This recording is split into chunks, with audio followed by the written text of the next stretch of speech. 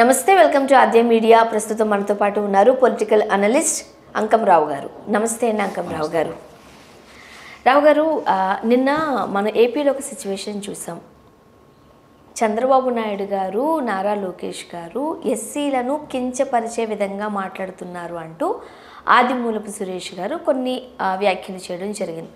మీరేం చెప్తారు? ముఖ్యంగా తెలుగుదేశం పార్టీ ప్రస్థానాన్ని మీరు ఒకసారి పరిశీలిస్తే మొదటి నుంచి కూడా బీసీలకు ఎస్సీలకు పెద్దపీట వేసినటువంటి పార్టీ తెలుగుదేశం పార్టీ. ఆ రోజు వైఎస్ రాజశేఖర రెడ్డి గారు కావచ్చు, ఈరోజు వైఎస్ఆర్సీపీ పార్టీ కావచ్చు, చంద్రబాబు నాయుడు గారి మీద లేనిపోయిన అబండాలు వేసు లబ్ధి పొందాలని చూస్తున్నారు. అట్లాగే 2004లో వాళ్ళు లబ్ధి పొందారు, 2019లోనూ వాళ్ళు లబ్ధి పొందారు. రాజకీయంగా వాళ్ళకి చాలా మేలు జరిగింది. ఆ రోజు చంద్రబాబు నాయుడు గారు అనని మాటలని అన్నారని చెప్పి, అలాగే 2019లో 6 లక్షల కోట్లు చంద్రబాబు నాయుడు గారు అవినీతి చేశారని చెప్పని ప్రచారం చేసి బాబాయ్ హత్య కేసు, కోడికత్తి కేసు దాన్ని ఉపయోగించుకొని వాళ్ళు లబ్ధి పొందడం జరిగింది. ఇప్పుడు మీరు ఒకసారి పరిశీలించండి అమ్మా. ఒక మహిళ, వెనకబడిన తరగతుల మహిళ అయినటువంటి ప్రతిభా భారతి గారిని శాసనసభాపతిగా నియమించింది తెలుగుదేశం పార్టీ, చంద్రబాబు నాయుడు గారు. ఇది గుర్తుంచుకోవాలి ముందు. అలాగే భారతదేశానికి అత్యుత్తమైనటువంటి లోక్సభ అధిపతిగా బాలయోగి గారు నియమించింది తెలుగుదేశం పార్టీ. దీన్ని బట్టి అర్థం చేసుకోవాలి కదా, తెలుగుదేశం పార్టీ కింద వాళ్ళందరినీ, అంటే తనకి బీసీలు కావచ్చు, ఎస్సీలు కావచ్చు, ఎంత సముచిత స్థానం ఇచ్చి వాళ్ళ అభ్యున్నతికి, రాజకీయంగా ఎదగడానికి ఎంత తోడ్పాటు జరిగింది. వేరే పార్టీలు ఎలా జరిగిందో ఒకసారి మీరు ఆలోచించుకోండి. తెలుగుదేశం పార్టీయే మొట్టమొదటి కూడా వీళ్ళని, అణగారిన వర్గాలని పైకి తీసుకొచ్చి వాళ్ళకి రాజకీయంగాను సామాజికంగాను ఒక గుర్తింపు తీసుకొచ్చిన పార్టీ ఏదైనా ఉందంటే తెలుగుదేశం పార్టీ. అన్న నందమూరి తారక రామారావు గారు, అలాగే ఇప్పుడు చంద్రబాబు నాయుడు గారు దాన్ని కొనసాగించుతూ వెళ్తూ ఉన్నారు. పాలిట్ బ్యూరో మెంబర్లు ఎంతమంది ఉన్నారో ఒకసారి చూసుకోండి. ఆ రోజు నుంచి ఈ రోజు వరకు కూడా. ఆ రోజు మోత్కుపల్లి నరసింహరావు కావచ్చు, కడియం శ్రీహరి గారు కావచ్చు, ఇప్పుడు వర్ల రామయ్య గారు కావచ్చు, నక్కా ఆనందబాబు గారు కావచ్చు. ఈ ఒకసారి మీరు పరిశీలించుకుంటే ప్రజలు కూడా దీన్ని అర్థం చేసుకోవాలి. వాళ్ళు ఒక బురదలే కార్యక్రమం చేస్తూ ఉన్నారు. ఆదిమూలపు సురేష్ విద్యా సంస్థల అధిపతి, కాలేజీలు ఉన్నాయి ఆయనకి, బాగా కళాశాలలు ఉన్నాయి. మరి ఆయన చంద్రబాబు నాయుడు గారు ఎర్రగొండపాలెం వచ్చిన సందర్భంగా నల్ల బెలూన్లు ఎగరేసుకుంటూ, నల్ల చొక్కాలు ధరించుకుంటూ, చొక్కాలు ఇప్పదీసుకుంటూ మరి ఆయన చేసిన ప్రదర్శన, అలాగే ఇంకోటి కూడా ఈరోజు అక్కడ చిత్రీకరణ జరిగినటువంటి వీడియోలను ఒకసారి పరిశీలిస్తే పోలీసులకు ఆయనే డైరెక్షన్ చేస్తున్నాడు. అంటే విఘ్నం చేయటం కోసం విజయవంతమవుతున్నటువంటి ఈ యొక్క బాదుడు కార్యక్రమాన్ని కావచ్చు, దీన్ని ఆటంకం కలిగించడం కోసం వాళ్ళు చేస్తున్నటువంటి ప్రయత్నాలు, దీన్ని ఒకసారి ఆలోచించుకోవాలి. చంద్రబాబు నాయుడు గారి యొక్క వాహనం దగ్గరికి కార్యకర్తలు వచ్చే విధంగా పోలీసులు సహకరించారు. ఇది కూడా మనం ఒకసారి పరిశీలన చేసుకోవాలి. అంతమంది జనాభా ఒక్కసారి ఎదురు తిరిగితే కనీసం వీళ్ళు ఆల్రెడీ పారిపోయారు, చూసి ఏదో చేయాలని ప్రయత్నం చేశారు, అక్కడ స్పందన చూసి పారిపోయారు. కాబట్టి మీరు ఒకసారి ప్రజలందరూ కూడా దీన్ని విఘ్నతతో ఆలోచించుకోవాలి.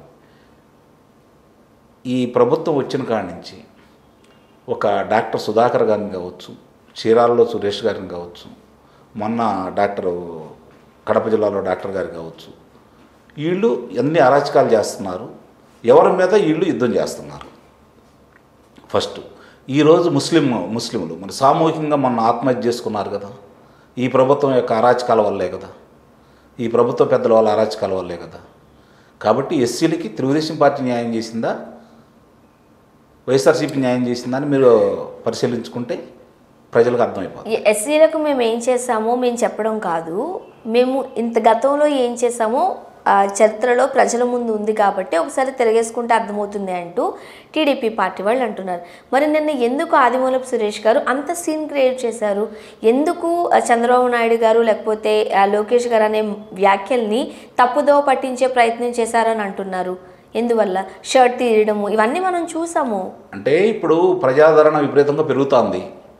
ప్రజలు వీళ్ళ యొక్క పాలనకు వ్యతిరేకంగా తీర్పు ఇవ్వాలని నిర్ణయానికి వచ్చేసి చంద్రబాబు నాయుడు గారికి మద్దతు తెలుపుతూ, తెలుగుదేశం పార్టీ మద్దతు తెలుపుతూ అసంఖ్యాకంగా ప్రజలు హాజరవడం జరుగుతూ ఉంది ఈ సభలకు కానీ సమావేశాలకు కానీ. యువగళం పాదయాత్రకు కానీ. దీన్ని తట్టుకోలేకపోతున్నారు కాబట్టి ఏది జరిగినా సరే దాన్ని పక్కదారి మళ్లించడం కోసం వాళ్ళు మొట్టమొదటి ప్రయత్నాలు చేస్తూ ఉన్నారు. ఆ ప్రయత్నంలో భాగంగా ఇక్కడ ఏదో చెయ్యాలి, మేము చేసామని చెప్పుకోవడం కోసం అక్కడ ప్రజాబలం ఎంతమంది ఉన్నారో చూశారు. ఇప్పుడు ఆయన మంత్రి గారు, స్థానిక ఎమ్మెల్యే, ప్రజాబలం నిజంగా ఆయనకుంటే ఆయనకి ఇంతకంటే ఎక్కువ మంది జనాభా రావాలి కదా. వాళ్ళు 100లో ఉన్నారు, వీళ్ళు వేలల్లో ఉన్నారు. కాబట్టి ఎవరికి ప్రజాదరణ ఉంది, ఎవరి మాట జనం నమ్ముతున్నారు అనేది కూడా ఒకసారి అర్థం చేసుకోవాలి. మేము అనే వ్యాఖ్యలను వక్రీకరిస్తున్నారు వైఎస్ఆర్సీపీ పార్టీ వాళ్ళు అంటూ మనం టీడీపీ పార్టీ వాళ్ళు అనడం చూస్తున్నాం. అది కాదండి, వీడియో చూడండి ఒకసారి. దాంట్లో వాయిస్ కానీ వీడియో కానీ రెండు చూడండి. ఏమన్నారు, ఈ పార్టీ జగన్ ఏం పీకాడు ఎస్సీలకి అని అన్నాడు. ఎస్సీలు ఏం పీకారని చెప్పని వీళ్ళు మాట్లాడుతున్నారు. అంటే ఎస్సీలను కించపరిచారని చెప్పని వక్రీకరించి మార్ఫింగ్ చేసి వాళ్ళు మాట్లాడుతున్నారు. దాన్ని ప్రచారం చేస్తున్నారు ఆ పేటీఎం బ్యాచ్. ఓకే, కాబట్టి ఇక్కడ ఎవరు ఏమి మాట్లాడారనేది చెప్పి స్థానికంగా ఉన్న వీడియోని బయటకు తీస్తే తెలుస్తుంది కదా. చిన్న లాజిక్, దానికి కూడా పెద్దగా ఆలోచించాల్సిన అవసరం లేదు. ఇప్పుడు అన్ని ఛానల్ వాళ్ళు మాట్లాడింది తీసుకున్నారు కదా, మీ ఒక ఛానలే కాదు కదా. ఆ ఛానల్లో ప్రసారం చేసినవన్నీ తీయండి.